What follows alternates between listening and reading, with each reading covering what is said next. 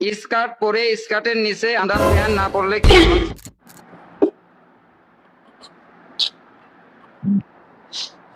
মানিস শেষ করিয়ে দিচ্ছে। এইসব পার্সোনাল প্রশ্ন আর পরের প্রশ্নে যাইতে আসছি। এই পরের প্রশ্নটা পড়ো। ভিট দিয়ে গোপন অঙ্গের লোম পরিষ্কার করা যাবে কিনা? আপনি লাঙ্গুল দিয়ে করবেন না কোদাল দিয়ে করবেন, এটা আপনার ব্যাপার। এটা প্রশ্ন করার কি আছে? আপনার পরিষ্কার করলেই তো হইল। এ পরের প্রশ্ন করো। সূর্যাস্ত সূর্যোদয়ের সময় থাম থাম থাম।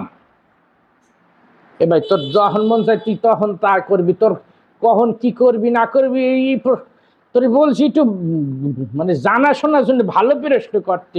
এই কি সব প্রশ্ন করতে আসো? হ্যাঁ, তুই আগে তো বই লবি না কি প্রশ্ন আইতে আছে। পরে নেক্সট নেক্সট।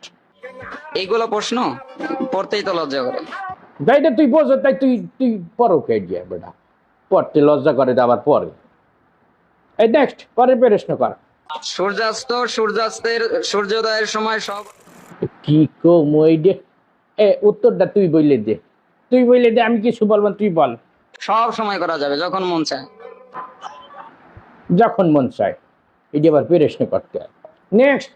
আর স্বামী প্রবাসী, ভিডিও কলে স্বামী না, আস্তাগফিরুল্লাহ।